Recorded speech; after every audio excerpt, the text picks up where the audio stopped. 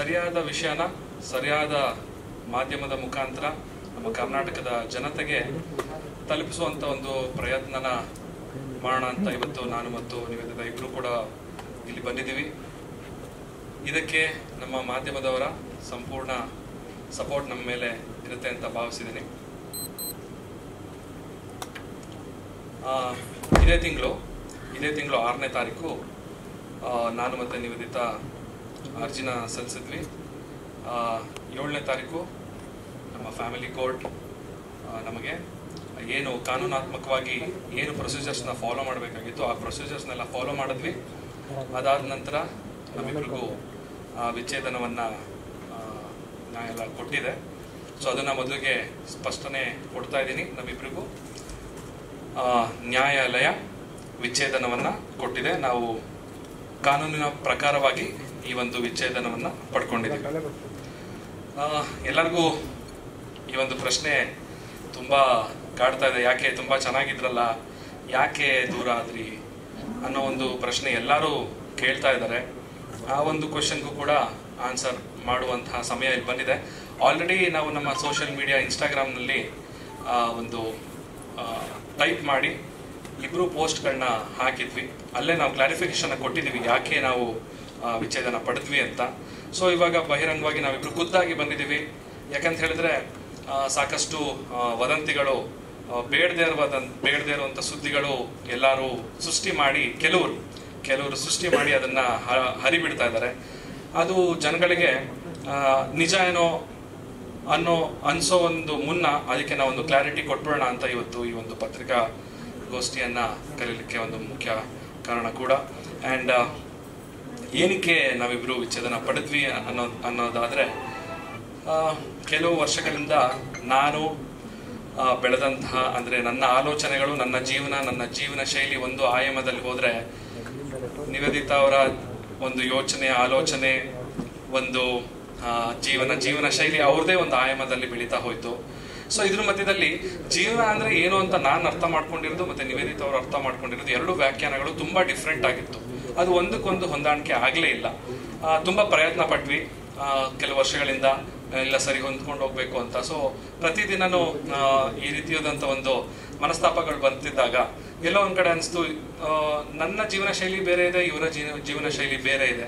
ಒಬ್ರಿಗೊಬ್ರು ನಾವು ರೆಸ್ಪೆಕ್ಟ್ ಮಾಡಲೇಬೇಕು. ಬಿಕಾಸ್ ನಾವೆಲ್ಲ individuals.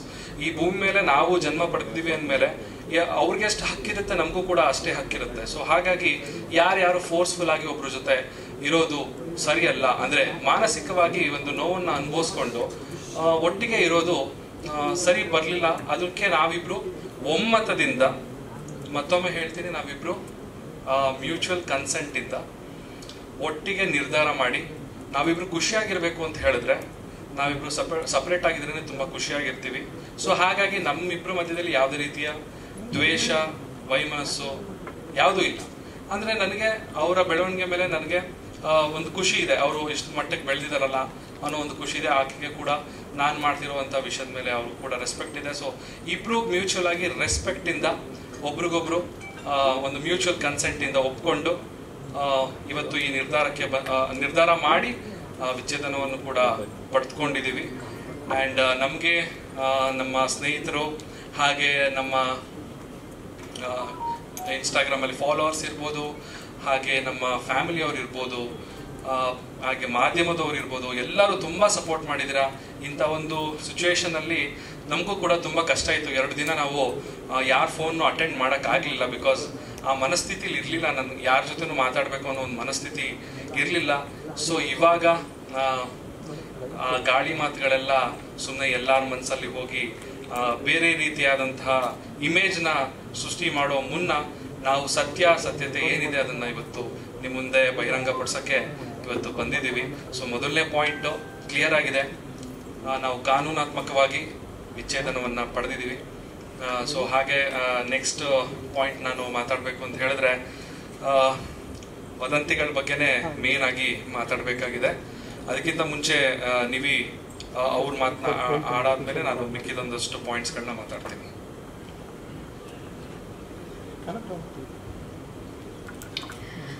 Thank you so much. ಎಲ್ಲ ಮೀಡಿಯಾ ಪೀಪಲ್ ಎಲ್ಲ ತುಂಬಾ ಎಷ್ಟೊಂದು ಜನ ಸಪೋರ್ಟ್ ಮಾಡಿದ್ದೀರಾ.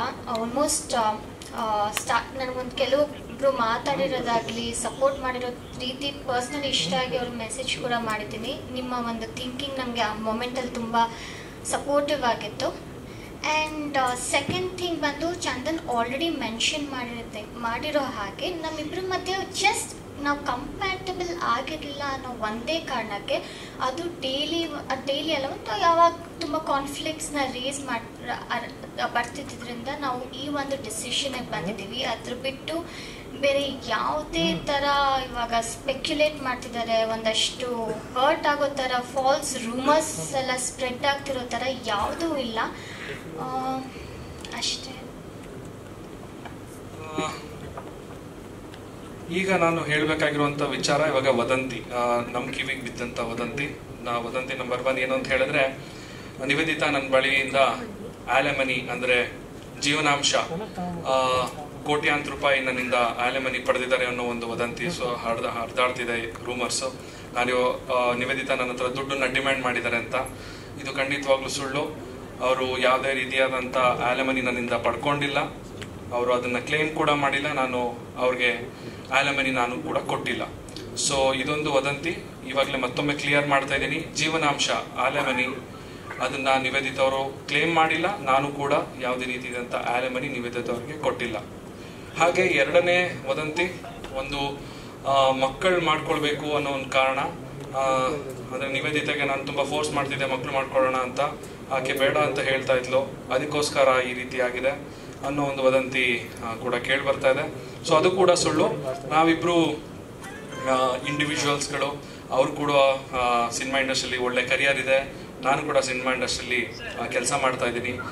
ಸೊ ಹಾಗಾಗಿ ಈ ಒಂದು ಏನಿದೆ ಈ ಮಕ್ಕಳು ಮಾಡ್ಕೋಬೇಕು ಅನ್ನೋದು, ಸೊ ನನಗೂ ಆದಂಥ ಇನ್ನೂ ಒಂದಷ್ಟು ಪ್ಲ್ಯಾನ್ಗಳಿದೆ ಏನೇನೋ ಮಾಡಬೇಕು ಅಂತ. ಇದು ಕೂಡ ಸುಳ್ಳು. ಇದು ಏನು ವದಂತಿ ನೀವು ಎಲ್ಲರೂ ಕೇಳ್ತಾ ಇದ್ದೀರಾ, ಇದು ನಮ್ಮ ಒಂದು ವಿಚ್ಛೇದನಕ್ಕೆ ಕಾರಣ ಅಲ್ಲ. ಸೊ ಹಾಗೆ ನಿವೇದಿತಾ ಅವರು ಕೂಡ ಚೆನ್ನಾಗಿ ದುಡಿತಾ ಇದ್ದಾರೆ, ಸಿನಿಮಾ ಇಂಡಸ್ಟ್ರಿ ಚೆನ್ನಾಗಿ ಅರ್ನ್ ಮಾಡ್ತಾ ಇದ್ದಾರೆ. ಅವರು ಕೂಡ ಇಂಡಿಪೆಂಡೆಂಟ್ ವುಮೆನ್. ಅವರು ಯಾರ ಮೇಲೂ ಡಿಪೆಂಡೆಂಟ್ ಆಗಿಲ್ಲ. ಹಾಗೆ ನಾವು ಜೊತೆಲಿದ್ದಾಗಲೂ ಅಷ್ಟೇ ಅವರ ಕೆಲಸನ ಅವ್ರು ನೋಡ್ಕೊಳ್ತಾ ಇದ್ರು, ಅವ್ರ ಖರ್ಚುಗಳನ್ನ ಅವ್ರು ನೋಡ್ಕೊಳ್ತಾ ಇದ್ರು. ಸೊ ಹಾಗಾಗಿ ಮತ್ತೊಮ್ಮೆ 2 ಪಾಯಿಂಟ್ ಮತ್ತೆ ಕ್ಲಿಯರ್ ಮಾಡ್ತೀನಿ. ಒಂದು, ಅವ್ರು ಯಾವುದೇ ರೀತಿಯಾದಂಥ ಆಲೆಮನಿ ಕೂಡ ತಗೊಂಡಿಲ್ಲ, ಅಂದರೆ ಜೀವನಾಂಶ ಪಡ್ಕೊಂಡಿಲ್ಲ ನನ್ನ ಕಡೆಯಿಂದ. ಹಾಗೆ ಇನ್ನೊಂದು, ಮಗು ಮಾಡ್ಕೊಳ್ಳುವಂಥ ಒಂದು ಕಾರಣ ಏನಿದೆ ಅದು ಕೂಡ ಸುಳ್ಳು. ಹಾಗೆ ಇನ್ನ ಈ ಒಂದು ಮೇನ್ ವಿಚಾರ ನಾನು ಹೇಳಬೇಕು ಅಂತ ಹೇಳಿದ್ರೆ, ಒಬ್ಬ 3ನೇ ವ್ಯಕ್ತಿಯನ್ನ ನಿವೇದಿತಾ ಅವ್ರ ಜೊತೆ ಹೆಸರಿಗೆ ಸೇರಿಸಿ ಅವ್ರಿಗೆ ಸಂಬಂಧ ಕಲ್ಪಿಸ್ತಾ ಇರೋದು ಎಲ್ಲೋ ಒಂದ್ ಕಡೆ ನನಗೂ ಕೂಡ ಮನಸ್ಸಿಗೆ ತುಂಬಾನೇ ಬೇಜಾರಾಗ್ತದೆ. ಯಾಕಂತ ಹೇಳಿದ್ರೆ ಆ ವ್ಯಕ್ತಿ ಮನೆಗೆ ನಾನು ಕೂಡ ಸಾಕಷ್ಟು ಬಾರಿ ಹೋಗಿದ್ದೀನಿ. ಅವರ ಮನೆಯಲ್ಲಿ ನಡೀತಿದ್ದಂತಹ ಫ್ಯಾಮಿಲಿ ಫಂಕ್ಷನ್ಗಳಿಗೆ ನಾನು ಕೂಡ ತುಂಬಾ ಅಟೆಂಡ್ ಆಗಿದ್ದೀನಿ. ಅವರು ತುಂಬಾ ಒಳ್ಳೆಯ ಫ್ಯಾಮಿಲಿ ಅವರು.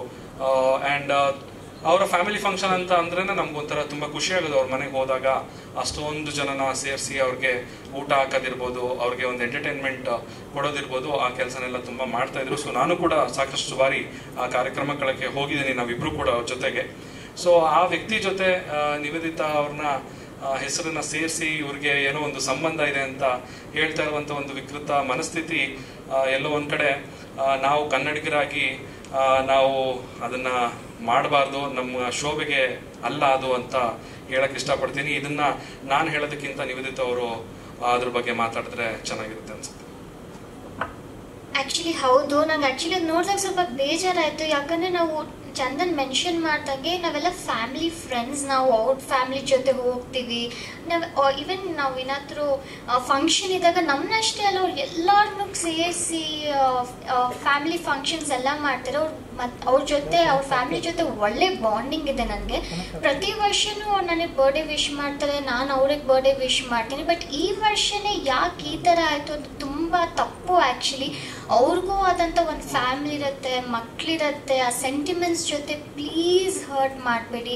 ಬಿಕಾಸ್ ಎಲ್ಲರಿಗೂ ಅದು ತುಂಬ ಮನ್ಸಿಗೆ ನೋವಾಗುತ್ತೆ. ಆ್ಯಂಡ್ ಇವಾಗ ಜಸ್ಟ್ ಒಂದು ಪೋಸ್ಟ್ ಹಾಕಿದ ತಕ್ಷಣ, ಯಾವುದೋ ಒಂದು ಟ್ರೆಂಡಿಂಗ್ ಸಾಂಗ್ ಹಾಕಿದ ತಕ್ಷಣ ಏನೋ ಲವ್ ಇದೆ ಅದಿದೆ ಅಂತ ಹೇಳೋದು ತಪ್ಪು. ಪ್ರಾಬಬ್ಲಿ ಒಂದಷ್ಟು ಜನ ಜೋಕ್ಗೋ ಅಥವಾ ಅವ್ರ ಪೋಸ್ಟ್ಸ್ಗೆ ಎಂಗೇಜ್ಮೆಂಟ್ ಸಿಗಬೇಕು ಅಂತ ಮಾಡ್ತಾರೆ. ಬಟ್ ಅದರಿಂದ ಹಿಂದೆ ಆಗುವಂಥ ನೋವಾಗಿರಲಿ, ಅದು ಈ ಸಿಚುವೇಶನ್ ಈ ಟೈಮಲ್ಲಿ ತುಂಬ ಹರ್ಟ್ ಆಗುತ್ತೆ. ಅವ್ರ ಫ್ಯಾಮ್ಲಿಗೆ ಎಷ್ಟು ನೋವಾಗಿರ್ಬೋದು ಅದನ್ನು ನಾನು ಅವ್ರಿಗೆ ಇನ್ಫ್ಯಾಕ್ಟ್ ಕಾಲ್ ಮಾಡಿ ಕೇಳಿದೆ, ಅವ್ರ ಜೊತೆ ಆಗಿರಲಿ ಅವ್ರ ವೈಫ್ ಜೊತೆನೂ ಕಾಲ್ ಮಾಡಿ ಕೇಳಿದೆ, ಸೋ ಸಾರಿ ಈ ಥರ ಬರ್ತಿದ್ದೆ, ಪ್ಲೀಸ್ ಬೇಜಾರು ಮಾಡ್ಕೋಬೇಡಿ, ಏನಾದರೂ ಇಶ್ಯೂ ಇದ್ದರೆ ಪ್ಲೀಸ್ ನಾನು ಕ್ಲಾರಿಫೈ ಮಾಡ್ತೀನಿ ಅಂದಾಗ ಅವರೇ ಹೇಳಿದ್ರು ತಲೆಗೆಲ್ಲ ಕೆಡಿಸ್ಕೋಬೇಡ ಅಂತ. ನಾನು ನಿಜವಾಗ್ಲೂ ಇಬ್ಬರೂ ಸೇರಿ ನನಗೆ ತುಂಬಾ ಸಪೋರ್ಟ್ ಮಾಡಿದ್ರು. ಇವಾಗ ಏನಾದರೂ ಒಂದು ಪೋಸ್ಟ್ ಹಾಕ್ತೀವಿ ಅಂತ ಅಂದ್ಕೊಳ್ಳಿ, ಸೂರ್ಯನ ಮೇಲೆ ಇವಾಗ ನಾನು ಸ್ಯಾಟಲೈಟ್ ಬಿಟ್ಟಿದ್ದೀನಿ ಅಂತ, ಹಂಗಂತ ನಂಬಲ್ಲ ಯಾರು, ಯಾಕಂದರೆ ಇಟ್ಸ್ ಮ್ಯಾಡ್ನೆಸ್ ಅನ್ನೋ ಥರ. ಆ ಥರ ಈ ಥರ ಬೇಸ್ಲೆಸ್ ಆಗಿ ಏನು ಇಲ್ದಿರೋದೆಲ್ಲ ಹೇಳಿದ್ರೆ ತುಂಬ ಹರ್ಟ್ ಆಗುತ್ತೆ. Yeah that's all. ನಿಜವಾಗ್ಲೂ ಬೇಜಾರಾಗುತ್ತೆ. ಆ್ಯಂಡ್ ಆಲ್ಸೋ ತುಂಬ ನಮಗೆ ಸುತ್ತ ಇರೋರು ಏನಾದರೂ ಈ ಥರ ಒಂದು ಈ ಪ್ರಾಬಬ್ಲಿ ಗೊತ್ತಿಲ್ಲದೇ ಈ ಥರ ಎಲ್ಲ ಮಾತಾಡೋದು ನಿಜವಾಗ್ಲೂ ತಪ್ಪು. ಈ ಪೋಸ್ಟ್ ನೋಡ್ಕೊಂಡಾಗಿರಲಿ ಅದನ್ನು ಮನಸ್ಸಿಗೆ ಆ್ಯಕ್ಚುಲಿ ನೋವಾಗುತ್ತೆ. ಅದಾದ್ಮೇಲೆ ನಾನು ಇನ್ನೊಂದು ವಿಚಾರ ಹೇಳಕ್ ಇಷ್ಟಪಡ್ತೀನಿ. ಇನ್ನೊಂದು ವ್ಯಕ್ತಿ ಕೊಟ್ಟಿರುವಂತ ಇಂಟರ್ವ್ಯೂ ಕೂಡ ನೋಡಿದೆ. ಅವರು ನನ್ನ ಫ್ರೆಂಡ್ ಅಂತ ಕ್ಲೇಮ್ ಮಾಡ್ತಾ ಇದ್ದಾರೆ, ಅವರು ನನಗೆ ತುಂಬಾ ಕ್ಲೋಸ್ ಫ್ರೆಂಡ್ ಅಂತ ಹೇಳ್ತಾ ಇದ್ದಾರೆ. ಆ ರೀತಿ ಆ ಥರನೂ ಇಲ್ಲ. ಅವರು ಹೇಳಿದಂಥ ಮಾತುಗಳು ನನಗೆ ಒಂದು ನಿಮಿಷ ಶಾಕ್ ಆಯಿತು. ನನಗೆ ಅನಿಸಿದ್ದು ಯಾಕೆ ಈ ಥರ ಸುಳ್ಳು ಹೇಳ್ತಿದಾರಲ್ಲ. ಅವ್ರು ಹೇಳಿದ್ದಾರೆ 6 ತಿಂಗಳಿಂದನೇ ನನಗೆ ಸಿಕ್ಕಿದಾಗ ನನಗೆ ಹೇಳಿದ್ರಂತೆ, ನಿವೇದಿತ ಅವ್ರಿಗೆ ಹೈದರಾಬಾದಲ್ಲಿ ಒಂದು ಹುಡುಗನ ಜೊತೆ ಸಂಬಂಧ ಇದೆ, ಅವನು ಹೈದರಾಬಾದಿಗೆ ಏನಕ್ಕೆ ಹೋಗ್ತಾರೆ ಅವರು ಅಂತ. ಆ ಥರ ಒಂದು ಕಾನ್ವರ್ಸೇಷನ್ ನಮ್ಮಿಬ್ಬರ ಮಧ್ಯೆ ಯಾವತ್ತೂ ನಡೆದೇ ಇಲ್ಲ. ಅವರು ಒಂದು ಸಿನಿಮಾದಲ್ಲಿ ನಾನು ಆ್ಯಕ್ಟ್ ಮಾಡಬೇಕಾದ್ರೆ ಅವರು ಆ ಸಿನಿಮಾದಲ್ಲಿ ಅವರು ಕೂಡ ಒಂದು ಪಾತ್ರ ಮಾಡ್ತಾ ಇದ್ರು. ಸೊ ಆ ಸಿನಿಮಾ ಶೂಟಿಂಗ್ ಟೈಮಲ್ಲಿ ನಾನು ಅವ್ರು ಸಿಕ್ಕಿದ್ದೆ. ಅವಾಗ ಸಿಕ್ಕಿದಾಗ ಸಿನಿಮಾ ಬಗ್ಗೆ ಮಾತಾಡಿದ್ದೀವಿ ಹೊರತು ಸೊ ಈ ರೀತಿಯಾದಂಥ ಯಾವುದೇ ವಿಚಾರ ಮಾತಾಡಿಲ್ಲ. ಮತ್ತು ಅವರು ಅಂದ್ರಂತೆ ಅವರು ನಿವೇದಿತ ಅವ್ರು ಸರಿ ಇಲ್ಲ ಅಂತೆಲ್ಲ ನನಗೆ ಹೇಳಿದ್ರಂತೆ, ನಾನು ಅದನ್ನು ಕೇಳಿದ್ನಂತೆ. ಸೊ ಈ ಥರ ಎಲ್ಲ ಒಂದು ಸುಳ್ಳು ಹೇಳಿಕೆಗಳು ಯಾಕೆ ಕೊಟ್ಟರು ಅನ್ನೋದು ನನಗೆ ಆ್ಯಕ್ಚುಲಿ ಗೊತ್ತಾಗಲಿಲ್ಲ. ಬೇರೆಯವರ ಮನೆ ಒಂದು ಪರ್ಸ್ನಲ್ ಲೈಫ್ ಅವ್ರಿಗೆ ಏನು ಸಂಬಂಧ ಇದೆ ಅನ್ನೋದು ನನಗೆ ಒಂದು ದೊಡ್ಡ ಕ್ವಶನ್ ಮಾರ್ಕ್ ಆಗಿ ಕಾಡ್ತಾ ಇದೆ ನನಗೆ ಇವಾಗ. ಬಿಕಾಸ್ ನಾವಿಬ್ರು ವಿಚ್ಛೇದನ ಪಡಿಬೇಕು ಅಂತ ನಾವು ಅನ್ಕೊಂಡಾಗ ನಮ್ಮ ಪೇರೆಂಟ್ಸ್ ಅವ್ರ ಜೊತೆ ಡಿಸ್ಕಸ್ ಮಾಡಿದಾಗ ಅವ್ರು ಹೇಳಿದಿಷ್ಟ, ನೋಡಪ್ಪ ನೀವು ಬುದ್ಧಿವಂತರು, ನಿಮ್ಗೆ ಆಲ್ರೆಡಿ ಸಮಾಜದಲ್ಲಿ ಒಂದು ಸ್ಥಾನಮಾನ ಲಭಿಸಿದೆ, ಸೊ ನಿಮ್ಮ ಒಂದು ಡಿಸಿಷನ್ನ ನೀವು ತಗೊಳ್ಳಿ ಅಂತ ನಮ್ಮ ತಂದೆ ತಾಯಿಗೆ ಇರ್ಬೋದು, ಅವ್ರ ತಂದೆ ತಾಯಿ ಆಗಿರ್ಬೋದು, ನಮಗೆ ನಮ್ಮ ಡಿಸಿಷನ್ ಮಾಡ್ಕೊಳ್ಳಿ, ನಿಮ್ಮ ಜೀವನ ನಿಮ್ಮ ಕೈಲಿದೆ ಅಂತ ನಮಗೆ ಬಿಟ್ರು. ಸೊ ಅವರೇ ಸುಮ್ಮನಿರ್ಬೇಕಾದಾಗ ಈ ಒಂದು ವ್ಯಕ್ತಿ ಯಾಕೆ ನಮ್ಮಿಬ್ಬರ ಪರ್ಸನಲ್ ಲೈಫ್ ಒಳಗಡೆ ಬಂದ್ಬಿಟ್ಟು ನಾವೇ ಇವಾಗ ಪರಸ್ಪರ ನಾವಿಬ್ರು ಮ್ಯೂಚುವಲ್ ಕನ್ಸೆಂಟ್ ಇಂದ ಇಬ್ಬರ ಒಪ್ಪಿಗೆ ಮೇರೆಗೆ ನಾವು ಮುಂದೆ ಬಂದು ವಿಚ್ಛೇದನ ಪಡೆದಿರೋದು. ಸೊ ನಾವೇ ಇಬ್ರು ಇವಾಗ ಖುಷಿಯಾಗಿರ್ಬೇಕು ಅಂತ ನಾವಿವಾಗ ಇದನ್ನ ಮಾಡಿದೀವಿ. ಸೊ ಇದ್ರ ಮಧ್ಯದಲ್ಲಿ ಮತ್ತೆ ನೀವು ಖುಷಿಯಾಗಿರ್ಬೇಡಿ, ನೀವು ಜಗಳಾಡ್ತಾನೆ ಇರಬೇಕು ಅನ್ನೋ ಒಂದು ಮನಸ್ಥಿತಿ ಇಟ್ಕೊಂಡು ಯಾಕೆ ಬಂದು ನಮ್ಮಿಬ್ರು ಮಧ್ಯದಲ್ಲಿ ಇಲ್ಲದೆ ಇರುವಂತಹ ಒಂದು ಊಹಾಪೋಹ ಏನು ಅದನ್ನ ಅಂದ್ರೆ ಅದನ್ನ ಏನು ಕೆಳಗಡೆ ಮಾಡಿಲ್ಲ ಅಂತ ನಾವಿಬ್ರು ಮದುವೆ ಆಗಿದ್ದು ನನ್ನ ಕೆರಿಯರ್ ಗ್ರೋತ್ ಅಲ್ಲೇ ಇತ್ತು. ನಾವು ರೀಸನ್ ಏನಕ್ಕೆ ಅಂದ್ರೆ ಮೇನ್ಲಿ ಬಿಕಾಸ್ ನಮ್ಮಿಬ್ರು ಮಧ್ಯೆ ಕಂಪ್ಯಾಟಿಬಿಲಿಟಿ ಇರಲಿಲ್ಲ. ಆಸ್ ಚಂದನ್ ಮೆನ್ಷನ್, ಅವ್ರಿಗೇನು ಪ್ಲೆಷರ್ ಸಿಗ್ತಿದೆಯೋ ಸುಳ್ಳು ಹೇಳಿ, ನಂಗೆ ಆ ಕಾನ್ಫಿಡೆನ್ಸ್ ಇದೆಯಲ್ಲ, ಸುಳ್ಳು ಹೇಳೋದ್ರಲ್ಲಿ ಕಾನ್ಫಿಡೆನ್ಸ್ ನೋಡಿನೇ ನನಗೆ ತಲೆ ಕೆಟ್ಟೋಯ್ತು. ಒಬ್ಬ ಹಿಂಗೂ ಯೋಚನೆ ಮಾಡ್ಬೋದಾ, ಹಿಂಗೂ ಯೋಚನೆ ಮಾಡ್ತಾನ ಅಂತ. ಬಟ್ ಆ ಥರ ಏನೂ ಇಲ್ಲ. ಕ್ಲಿಯರ್ ಆಗಿ ಮೆನ್ಷನ್ ಮಾಡಬೇಕು ಅಂದರೆ it's just because mutual consent ನಾವಿಬ್ರು ಕಂಪ್ಯಾಟಬಲ್ ಇರಲಿಲ್ಲ ಅಂತ. ಮಕ್ಕಳು ಬೇಡ ಅಥವಾ ಬೇರೆಯವ್ರ ಜೊತೆ ಏನೋ ಲಿಂಕ್ ಮಾಡಿ ಅವ್ರ ಜೊತೆ ಫಾರಿನ್ಗೆ ಹೋಗಿ ಅದೆಲ್ಲ ಸುಳ್ಳು. ಪ್ಲೀಸ್ ರಿಕ್ವೆಸ್ಟ್ ಮಾಡ್ತೀನಿ, ಹಂಬಲ್ ರಿಕ್ವೆಸ್ಟ್, ಈ ಥರ ಯಾವುದು ರೂಮರ್ಸ್ನ ಪ್ಲೀಸ್ ನಂಬೇಡಿ. ಇವಾಗ ನಾವಿಬ್ಬರೇ ಅದಕ್ಕೆ ಕ್ಲಾರಿಟಿ ಕೊಟ್ಟಿದ್ದೀವಿ. ಪ್ಲೀಸ್ ಪ್ಲೀಸ್ ಪ್ಲೀಸ್, ಯಾಕಂದರೆ ಇದು ತುಂಬ ಸೆಂಟಿಮೆಂಟ್ಸಿಗೆ ಹರ್ಟ್ ಮಾಡುತ್ತೆ. ನಮ್ಮ ಫ್ಯಾಮಿಲಿ ಆಗಿರಲಿ, ಫ್ಯಾಮಿಲೀಸು ಇದನ್ನು ನೋಡ್ತಿರ್ತಾರೆ, ಅವ್ರಿಗೂ ಹರ್ಟ್ ಆಗುತ್ತೆ. So please. ಸೊ ಕೊನೆಯದಾಗಿ ನಾನು ಏನು ಹೇಳ್ತೀನಿ ಅಂತ ಹೇಳಿದ್ರೆ, ನಮಗೆ ಸಪೋರ್ಟ್ ಮಾಡಿದಂಥ ಎಲ್ಲ ಮಾಧ್ಯಮದವರು, ಹಾಗೆ ನಮ್ಮ ಫ್ಯಾಮಿಲಿ, ನಮ್ಮ ಫ್ರೆಂಡ್ಸು, ಹಾಗೆ ನಮ್ಮ ಫ್ಯಾನ್ಸು, ಇನ್ಸ್ಟಾಗ್ರಾಮಲ್ಲಿ ಸಾಕಷ್ಟು ಹಾಗೆ ಇನ್ನೊಂದು ವಿಷಯನೂ ಕೂಡ ಆ್ಯಡ್ ಮಾಡಬೇಕು. ಹಾಗೆ ನನ್ನ ಒಂದು ವಿಡಿಯೋ, ನಾನು ತುಂಬ ಬೇಜಾರಾಗಿದ್ದೀನಿ, ಡಿಪ್ರೆಷನಲ್ಲಿದ್ದೀನಿ ಅನ್ನೋ ಒಂದು ವಿಡಿಯೋ ಹರಿದಾಡ್ತಿದೆ, ಚಂದನ್ ಅವರು ಡಿಪ್ರೆಷನಲ್ಲಿದ್ದಾರೆ ಅಂತ. ಸೊ ಅದೊಂದು ನಾನು ಕ್ಲಾರಿಟಿ ಕೊಡಬೇಕಾಗಿತ್ತು. ಆ ವಿಡಿಯೋ ಮಾಡಿರೋದು ನಾನು 2023ನೇ ಇಸ್ವಿಯಲ್ಲಿ 2023 29 ಆಗಸ್ಟ್ 2023 ಆ ವಿಡಿಯೋನ ನಾನು ನನ್ನ ಇನ್ಸ್ಟಾಗ್ರಾಮಲ್ಲಿ ರಿಲೀಸ್ ಮಾಡಿದ್ದೀನಿ. ಅದು ನನ್ನ ಇನ್ಸ್ಟಾಗ್ರಾಮಲ್ಲಿ ಇವತ್ತಿಗೂ ಇದೆ, ನೀವು ಬೇಕಾದ್ರೆ ನೋಡ್ಬೋದು ಫುಲ್ ವಿಡಿಯೋ. ಈ ವಿಡಿಯೋದಲ್ಲಿ ನಾನೇನು ಹೇಳಿದ್ದೀನಿ ಅಂದರೆ ನನಗೇನು ಮಾಡಬೇಕು ಗೊತ್ತಾಗ್ತಿಲ್ಲ, ನನಗೆ ತುಂಬ ಬೇಜಾರಿತ್ತು, ಇವತ್ತು ನಾನು ಮುಂದೆ ಎಲ್ಲ ಹೇಳಬೇಕು ಅಂತ ಅಂದ್ಕೊಂಡಿದ್ದೀನಿ, ಏನು ಮಾಡಬೇಕು ಗೊತ್ತಾಗ್ತಿಲ್ಲ ಅಂತ ಹೇಳ್ತಾ ಲಾಸ್ಟಿಗೆ ಏನು ಹೇಳಿದ್ದೀನಿ, ನನ್ನ ಸೂತ್ರಧಾರಿ ಸಿನಿಮಾದಾಗ ಏನು ಮಾಡಬೇಕು ಸಾಂಗ್ ರಿಲೀಸ್ ಆಗುತ್ತೆ ದಯವಿಟ್ಟು ಹೋಗಿ ನೋಡಿ ಅಂತ ಕೊನೆಯಲ್ಲಿ ಹೇಳಿದ್ದೀನಿ. ಆ ಕೊನೆಯಲ್ಲಿ ಹೇಳಿರುವಂಥ ವಿಷಯನ ಕಟ್ ಮಾಡಿಬಿಟ್ಟು ಈ ಒಂದು ಸಿಚುವೇಶನ್ಗೆ ಲಿಂಕ್ ಮಾಡಿ ಅದನ್ನ ಹರಿಬಿಟ್ಟಿದ್ದಾರೆ. ಇನ್ನೊಂದು ಸಂಗತಿ ಏನಂತ ಹೇಳಿದ್ರೆ ನಗು ಬರುತ್ತೆ ನನಗೆ. ನನ್ನ ಪೇಜಲ್ಲಿ ಅದು ಬರೀ 1 ಲಕ್ಷ ವ್ಯೂಸ್ ಪಡೆದಿದೆ. ಅದೇ ಬೇರೆಯವ್ರು ಹಾಕಿರೋ ಒಂದು ವಿಡಿಯೋದಲ್ಲಿ 8 ಲಕ್ಷ ವ್ಯೂಸ್ ಪಡೆದಿದೆ.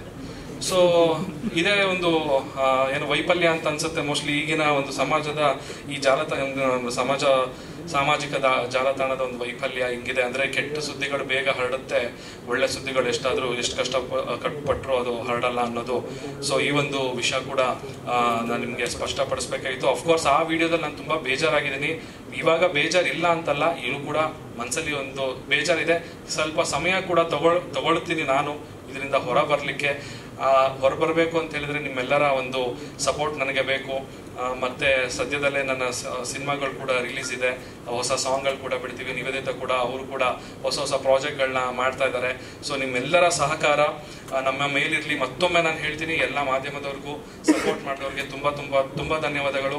ಎಲ್ಲೋ ಅಲ್ಲಿ ಇಲ್ಲಿ ಕೆಲವು ಯೂಟ್ಯೂಬ್ ಚಾನೆಲ್ಗಳು ಬೇಕು ಅಂತ ಈ ವದಂತಿ ಫ್ಯಾಕ್ಟ್ರಿಗಳಾಗ್ಬಿಟ್ಟಿದ್ದಾರೆ. ಅವರು ವದಂತಿಗಳನ್ನ ಸೃಷ್ಟಿ ಮಾಡಿ ಹರಿಬಿಡೋದೇ ಅವ್ರ ಕೆಲಸಗಳಾಗೋಗ್ಬಿಟ್ಟಿದೆ. ಆ ಥರದವರು ಈ ಥರ ಒಂದು ಸಿಚುವೇಶನ್ಗಳನ್ನ ಬಂಡವಾಳ ಮಾಡ್ಕೊಳ್ತಾ ಇದ್ದಾರೆ. ಇದು ಸಾಮಾನ್ಯ ಜನರಿಗೂ ಗೊತ್ತಾಗುತ್ತೆ, ಬಟ್ ಸ್ಟಿಲ್ ನಮ್ಮ ಕಡೆಯಿಂದ ನಾವು ಹೇಳೋದು ನಮ್ಮ ಒಂದು ಕರ್ತವ್ಯ ಆಗಿದೆ. ಸೊ ಮತ್ತೊಮ್ಮೆ ಎಲ್ಲ ಮಾಧ್ಯಮ ಮಿತ್ರರಿಗೂ, ನಮ್ಮ ಸ್ನೇಹಿತರಿಗೂ, ಫ್ಯಾಮಿಲಿಯವ್ರಿಗೂ, ಎಲ್ಲ ಫ್ರೆಂಡ್ಸ್, ಫ್ಯಾನ್ಸ್, ಇನ್ಸ್ಟಾಗ್ರಾಮಲ್ಲಿ ಯಾರನ್ನು ಮೆಸೇಜ್ ಮಾಡಿದ್ರೆ ಎಲ್ಲರಿಗೂ ನನ್ನ ಕಡೆಯಿಂದ ಸಾಷ್ಟಾಂಗ ನಮಸ್ಕಾರಗಳು. Thank you so much.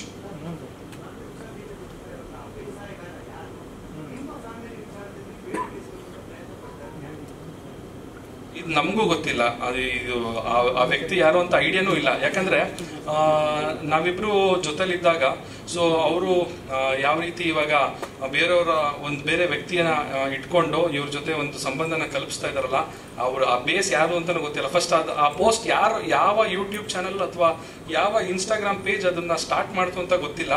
ಯಾರೋ ಒಬ್ಬ ವ್ಯಕ್ತಿ ಸ್ಟಾರ್ಟ್ ಮಾಡಿದ ತಕ್ಷಣ ಈ ಕಂಟೆಂಟ್ ಚೆನ್ನಾಗಿದೆಯಲ್ಲ, ನಾವು ಹಾಕೋಣ, ನಮಗೂ ಲೈಕ್ಸ್ ಬರುತ್ತೆ ಅಂತ ಅಂದ್ಬಿಟ್ಟು ಮಾಡಿದವರೇ ಜಾಸ್ತಿ ಜನ ಇದ್ದಾರೆ. ಸೊ ಇಲ್ಲಿ ನಾವಿಬ್ರು ಪರಸ್ಪರ ಮ್ಯೂಚುವಲ್ ಕನ್ಸೆಂಟ್ ಇಂದ ನಾವು ವಿಚ್ಛೇದನ ಪಡೆದಿರೋದು. ಎಲ್ಲೋ ಒಂದ್ ಕಡೆ ಅವ್ರಿಗೆ ಬೇಸರ ಆಗಿರ್ಬೋದೇನೋ, ಅಯ್ಯೋ ಏನೂ ಸಿಕ್ಲಿಲ್ವಲ್ಲ ಇವರಿಂದ, ನಾವು ಕಂಟೆಂಟ್ ನ ತೆಗಿಯಕ್ಕೆ ಏನೂ ಸಿಕ್ಕಿಲ್ವನೋ ಅನ್ನೋ ಒಂದು ಕೆಟ್ಟ ಮನಸ್ಥಿತಿ ಇರುವಂತಹ ಕೆಲವು ಜನಗಳಿದ್ದಾರೆ. ದಯವಿಟ್ಟು ಅದನ್ನ ಮಾಡಬೇಡಿ. ಅದು ಮಾಡೋದ್ರಿಂದ ಸಮಾಜದಲ್ಲಿ ಒಂದು ಬ್ಯಾಲೆನ್ಸ್ ಇರೋದಿಲ್ಲ. ಅವರು ಸುಳ್ಳು ಸುದ್ದಿಗಳನ್ನ ಹರಡಿಸೋದ್ರಿಂದ ಎಲ್ಲೋ ಒಂದು ಎರಡು ಸೆಕೆಂಡಿಗೆ ನೀವು ಸುದ್ದಿನ ಓದ್ಬೋದು ಅಷ್ಟೇ, ಅದರಿಂದ ಯಾರ ಮನ್ಸಿಗೂ ಖುಷಿ ಕೊಡೋದಿಲ್ಲ. ದಯವಿಟ್ಟು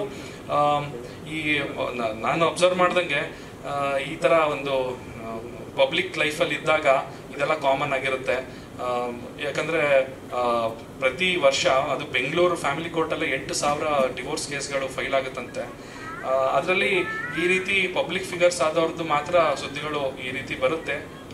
ಸೊ ಅದೇನು ಮಾಡೋಕ್ಕಾಗಲ್ಲ, ಅದು ನಾವು ಪಡ್ಕೊಂಡು ಬಂದಿರೋದು. ಸೊ ಹಾಗಾಗಿ ನಾವು ಅದನ್ನ ಅನುಭವಿಸ್ಲೇಬೇಕು. ಇವಾಗ ಈ ಮಟ್ಟಕ್ಕೆ ಇವತ್ತು ನಾನು ಸ್ಟೇಜ್ ಮೇಲೆ ಬಂದು ನಿಮ್ಮೆಲ್ಲರ ಮುಂದೆ ಬಂದಿದ್ದೀವಿ ಅಂತ ಹೇಳಿದ್ರೆ ಖಂಡಿತವಾಗ್ಲೂ ಒಬ್ಬ ಪಬ್ಲಿಕ್ ಫಿಗರ್ಸ್ಗಳಾಗಿ ಇದು ನಮ್ಮ ಜವಾಬ್ದಾರಿ ಕೂಡ ಆಗಿರುತ್ತೆ. ನಾವು ನಮ್ಮ ವೈಯಕ್ತಿಕ ಜೀವನ ಅದರಲ್ಲಿ ಆಗೋ ಹೋಗುಗಳನ್ನ ಸಂಪೂರ್ಣವಾಗಿ ನಾವು ತಿಳ್ಸಕ್ಕಾಗದೇ ಇದ್ರೂ ಎಲ್ಲೋ ಒಂದ್ ಕಡೆ ಯಾಕಾಯ್ತು ಅನ್ನೋ ಒಂದು ಕ್ಲಾರಿಟಿನ ಕೊಟ್ರೆ ನಮ್ಮನ್ನ ಫಾಲೋ ಮಾಡೋರ್ಗು ಒಂದು ಮನಸ್ ಸಮಾಧಾನ ಇರುತ್ತೆ ಅನ್ನೋ ಒಂದು ಕಾರಣಕ್ಕೋಸ್ಕರ ಇವತ್ತು ಈ ಒಂದು ಪ್ರೆಸ್ ಮೀಟ್ನ ಕೂಡ ಮಾಡಿದ್ದೀವಿ. ಹಾಂ ಸರ್.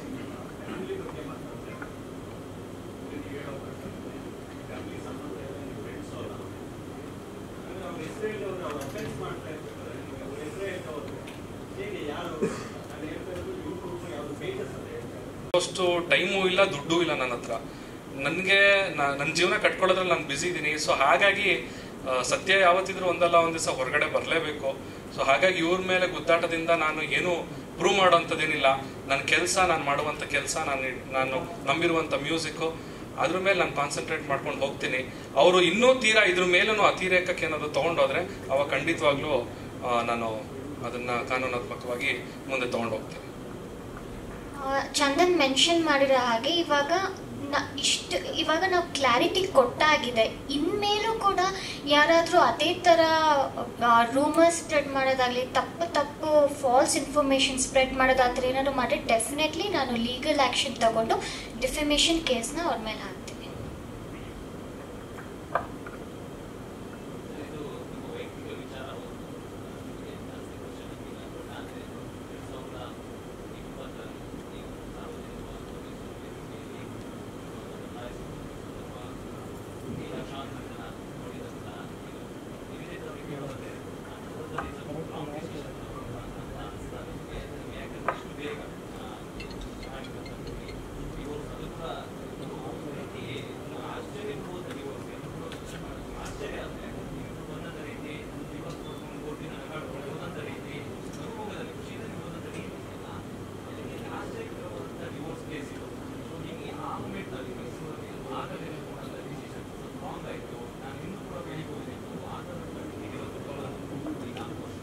ಇಲ್ಲ ಸರ್, ಆ ಥರ ಏನೂ ಇಲ್ಲ. ಯಾವುದೇ ಡಿಸಿಷನ್ನ ರಿಗ್ರೆಟ್ ಮಾಡೋದಾಗಲಿ ಏನೂ ಇಲ್ಲ. ನಾನು ಚಂದನ್ ಜೊತೆ ಒಳ್ಳೊಳ್ಳೆ ಮೆಮೊರೀಸ್ ಕೂಡ ಇದೆ, ಅದಂತೂ ನಾನು ಸುಳ್ಳು ಅಂತ ಹೇಳೋಕ್ಕಾಗಲ್ಲ. ಈ ಡಿಸಿಷನ್ ಪ್ಯೂರ್ಲಿ ಬಿಕಾಸ್ ಕಂಪ್ಯಾಟಬಿಲಿಟಿ ಇಲ್ಲ. ಬಟ್ ಆದರೆ ನಾವಿಬ್ಬರು ಒಳ್ಳೆ ಫ್ರೆಂಡ್ಸ್ ಕೂಡ ಇವಾಗಲೂ ಕೂಡ. ನಾನು ಚಂದನ್ನ ಬಿಟ್ಟು ಹೋಗಬೇಕು ಅಂತ ಡಿಸಿಷನ್ ಮಾಡಿಲ್ಲ, ಅಂದರೆ ಇನಿಷಿಯೇಟ್ ಮಾಡಿಲ್ಲ, ಅಥವಾ ಚಂದನ್ ನನ್ನ ಹತ್ರ ಇನಿಷಿಯೇಟ್ ಆ ಥರ ಏನೂ ಇಲ್ಲ. ನಾವಿಬ್ಬರು ಕೂತ್ಕೊಂಡು ದಿನ ಇವಾಗ ನಾವೇನಾದ್ರು ಕಾನ್ಫ್ಲಿಕ್ಟ್ಸ್ ಮಾಡ್ತು ಅಂದರೆ ಒಬ್ಬರ ಮೇಲೆ ಒಬ್ಬರು ಹೋಗ್ತಾ ಹೋಗ್ತಾ ಎನಿಮಿಟಿ ಬಿಲ್ಡ್ ಆಗುತ್ತೆ. ಬಟ್ ಇವಾಗ ನಾವು ಒಳ್ಳೆ ರೀತಿಲಿ ಒಬ್ರನ್ನೊಬ್ರನ್ನ ಕೆರಿಯರ್ಸ್ನ ಸಪೋರ್ಟ್ ಮಾಡಿಕೊಂಡು ಗ್ರೋತ್ ಮಾಡ್ಕೊಂಡು ಹಾಗೇ ಇರ್ತೀವಿ. ಚಂದಾಗಿ ನಾನು ಸಪೋರ್ಟ್ ಮಾಡ್ತೀನಿ, ನಾವು ನನಗೆ ಸಪೋರ್ಟ್ ಮಾಡ್ತಾರೆ. ಯಾವುದೇ ಥರ ಅವಾಗ ಅದೊಂದು ರಿಗ್ರೆಟ್ ಮಾಡಿಕೊಂಡು ಅಯ್ಯೋ ಇನ್ನೂ ಬೆಳಿಬೋದಿತ್ತು ಆ ಥರ ಏನೂ ಇಲ್ಲ. ನಾನು ಆವಾಗಲೇ ಹೇಳ್ದಂಗೆ ನಿಮ್ಗೆ ಏನಾದ್ರು ಟ್ಯಾಲೆಂಟ್ ಇದ್ದರೆ ನಿಮ್ಗೆ ಆಪರ್ಚುನಿಟೀಸ್ ಅದೇ ಉಟ್ಕೊಂಡು ಬರುತ್ತೆ. ಎಷ್ಟೊಂದು ಜನ ಇಂಡಸ್ಟ್ರಿಯಲ್ಲಿ ಮದುವೆ ಆಗಿರೋರು ಇದ್ದಾರೆ, ಅವರೆಲ್ಲ ಅವ್ರ ಕೆರಿಯರಲ್ಲಿ ಎಷ್ಟೊಂದು ಜನ ಗ್ರೋತ್ ನೋಡಿದ್ದಾರೆ, ನೋಡ್ತಾ ಇದ್ದಾರೆ. ಮದುವೆ ಆಗಿದ್ದು ಬಿಡೋದು ಬಿಟ್ಟರೆ ಸಿಂಗಲ್ ಆಗಿದ್ರೇ ಕೆರಿಯರ್ ಗ್ರೋತ್, ಅದೆಲ್ಲ ನಾನು ಅದನ್ನು ನಂಬಲ್ಲ. ಸೊ ನಾವಿಬ್ಬರು ಏನು ಡಿಸಿಷನ್ ತೊಗೊಂಡಿದ್ದೀವಿ ಅದ್ರ ಮೇಲೆ ಯಾವುದು ಆ ಡಿಸಿಷನ್ ಅವತ್ತಾಗಿದ್ದು ಏನು ರಿಗ್ರೆಟ್ ಇಲ್ಲ. ಇದು ಕೂಡ ಏನು ರಿಗ್ರೆಟ್ ಮಾಡ್ತಿಲ್ಲ. ಏನೋ ಪ್ರಾಬಬ್ಲಿ ಏನೋ ಒಬ್ರಿಗೊಬ್ರು ಜಗಳ ಮಾಡ್ಕೊಂಡು ಹೋಗಿದ್ದು ಇದ್ರೆ ಆ ಥರ ಏನೂ ಆಗಿಲ್ಲ. ಅದಕ್ಕೆ ನೀವು ಅಂತಿದ್ದೀರ ನನಗೆ ಹೆಂಗೆ ನೀವು ಖುಷಿಯಾಗಿ ಹೋದ್ರಿ ಅಂದರೆ, ಯಾಕಂದ್ರೆ ನಾವು ಅಷ್ಟು ಅಂಡರ್ಸ್ಟ್ಯಾಂಡಿಂಗ್ ಬಂದಿದೆ, ನಾವು ಅಷ್ಟು ಮೆಚ್ಯೂರ್ ಆಗಿ ಡಿಸಿಷನ್ ತೊಗೊಂಡಿದ್ದೀವಿ. ಪ್ರಾಬಬ್ಲಿ ಅದಕ್ಕೆ ನಾವು ಹಾಗೆ ಇದು ಹೋಗಿರ್ಬೋದು.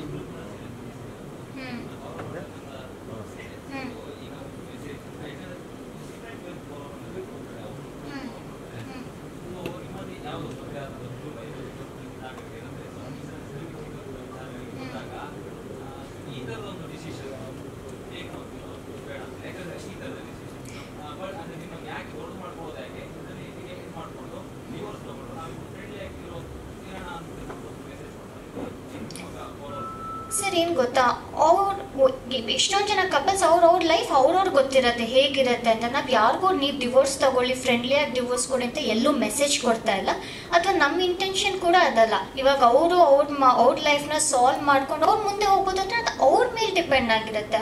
ಅವ್ರ ಲೈಫ್ನ ಹೇಗೆ ತೊಗೊಂಡು ಹೋಗ್ತಾರೆ ಅದು ಅವ್ರ ಇಂಡಿವಿಜುವಲ್ ಥಿಂಕಿಂಗ್. Just compatibility. ಇವಾಗ ನೀವು ಚಂದನ್ ಕಾಫಿ ಇಷ್ಟ, ನನಗೆ ಟೀ ಇಷ್ಟ, ನಾವಿಬ್ರು ಕಾಫಿನೇ ಕುಡಿ ಅಂತ ಅವ್ರು ನನಗೆ ಫೋರ್ಸ್ ಮಾಡೋಕ್ಕಾಗಲ್ಲ, ಅಥವಾ ಅವ್ರು ನೀನು ಟೀನೇ ಕುಡಿ ಅಂತ ನಾನು ಅವ್ರಿಗೆ ಫೋರ್ಸ್ ಮಾಡೋಕ್ಕಾಗಲ್ಲ. ಆ ಥರ ಫೋರ್ಸ್ ಮಾಡಿ ಏನಾದ್ರು ಮಾಡಿದ್ರೆ ಮನಸ್ಸಿಗೆ ಬೇಜಾರಾಗಿರುತ್ತೆ, ಮೆಂಟಲ್ ಹೆಲ್ತ್ ಬೇಜಾರಾಗುತ್ತೆ. ಬಟ್ ಅದೇ ನಮ್ಮ ಇಂಡಿವಿಜುವಲ್ ಆಗಿ ನಮ್ಮ ಥಿಂಕಿಂಗ್ ಆಗಲಿ ಯೋಚನೆ ಮಾಡೋಕ್ಕೆ ಬಿಟ್ಟರೆ ನಮಗೂ ಮನಸ್ಸಿಗೆ ಖುಷಿ ಅನ್ನೋದೊಂದಿರುತ್ತೆ. ನಾನು ಏನಕ್ಕೆ ಕಾಫಿ ಟೀ ಎಕ್ಸಾಂಪಲ್ ಅಂದರೆ ಸುಮ್ಮನೆ ಎಕ್ಸಾಂಪಲ್ ಕೊಡ್ತಿರೋದು. ನಮ್ಮ ಲೈಫ್ ಅದೇ ಕಾಫಿ ಟೀ ಅವರು ಹೇಳಿದ್ರು. ಇನ್ನೊಂದು ಹೇಳ್ತೀನಿ ಅಂದರೆ ಇನ್ಕಂಪ್ಯಾಟಬಿಲಿಟಿ ಅಂದರೆ ಹೊಂದಾಣಿಕೆ ಆಗ್ತಾ ಇರೋದು ಅಂತ ಹೇಳಿದ್ರೆ, ಇವಾಗ ನನಗೆ ಬೆಳಗ್ಗೆ ನಾನು ಬೇಗ ಎಚ್ಚರ ಆಗೋದು ನನ್ನ ಒಂದು ಜೀವನ ಶೈಲಿ. ನಾನು ಬೆಳಗ್ಗೆ ಬೇಗ ಹೇಳ್ತೀನಿ, ಅರ್ಲಿ ಮಲ್ಕೊಳ್ತೀನಿ. ಸೊ ಇವರು ಲೇಟಾಗಿ ಮಲ್ಕೊಳ್ತಾರೆ ಮತ್ತೆ ಲೇಟಾಗಿ ಹೇಳ್ತಾರೆ. ಸೊ ಈ ರೀತಿಯಾದಂಥ ಫಸ್ಟ್ ಇಲ್ಲಿಂದನೇ ಶುರುವಾಯಿತು. ಸೊ ಇವಾಗ ಈ ಥರ ಏನಾದಾಗ ನಮ್ಮಿಬ್ಬರಿಗೆ ಒಬ್ರಿಗೊಬ್ರು ಟೈಮೇ ಕೊಡೋಕೆ ಆಗ್ತಾ ಇರಲಿಲ್ಲ.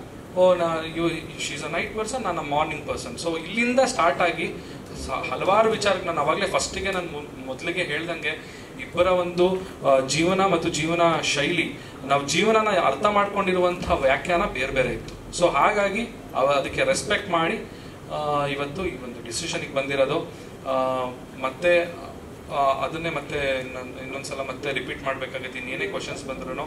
ಸೊ ದಯವಿಟ್ಟು ಇವಾಗ ನಾವು ಆಲ್ರೆಡಿ ಅದು ಮುಗಿದು ಹೋಗಿದೆ. ಇವಾಗ ಡಿವೋರ್ಸ್ ಆಲ್ರೆಡಿ ಸಿಕ್ಕಿದೆ. ನಿಮ್ಮ ಮುಂದೆ ನಾನು ಕ್ಲಾರಿಟಿ ಕೊಡಬೇಕಾಗಿತ್ತು. ಇದನ್ನ ನಾವು ನಮ್ಮ ಬಾಯಿಂದನೇ ನಮ್ಮ ಒಂದು ಈ ಪ್ರೆಸ್ ಮೀಟ್ ಮುಖಾಂತರನೇ ತಿಳಿಸ್ಬೇಕಾಗಿತ್ತು. ಅದಕ್ಕೋಸ್ಕರ ಇವತ್ತು ಈ ಪ್ರೆಸ್ ಮೀಟಿಗೆ ಬಂದಿದ್ದೀವಿ.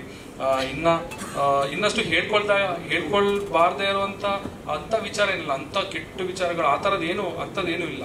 ಸೊ ಹಾಗೆ ಖಾಸಗಿ ವಿಚಾರಗಳನ್ನ ನಾನು ಎಲ್ಲರ ಮುಂದೆ ಬಹಿರಂಗವಾಗಿ ನಾನು ತಿಳಿಸೋಕ್ಕೂ ನನಗೆ ಮನಸ್ಸಿಲ್ಲ.